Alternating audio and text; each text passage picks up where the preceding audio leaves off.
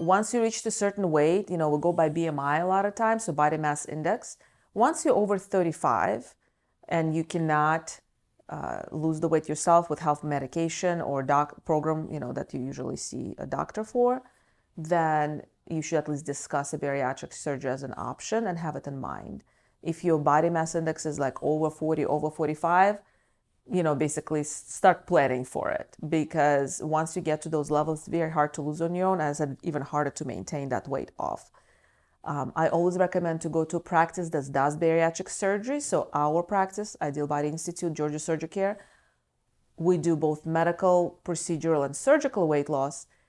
We know what it entails, not just some kind of hearsay stories, because even a lot of medical professionals who are not familiar with surgery will not recommend surgery because they're thinking of it as a very last resort, because to them it seems to be very invasive.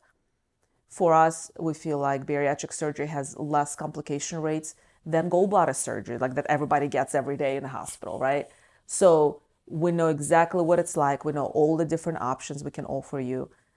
We can offer you medications to try to help you in the first place. And if it doesn't work or it's not enough, we can then transition to surgery. So the earlier, the better. Because if you're already getting diabetes, if you're younger, like under 30, and you get bariatric surgery, you're more likely to get rid of this diabetes. If you're older, it's harder to get rid of diabetes, or it's more likely to come back.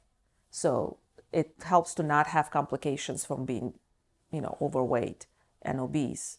If the earlier you zap it, the better you're going to be, the better you're going to enjoy the rest of your life.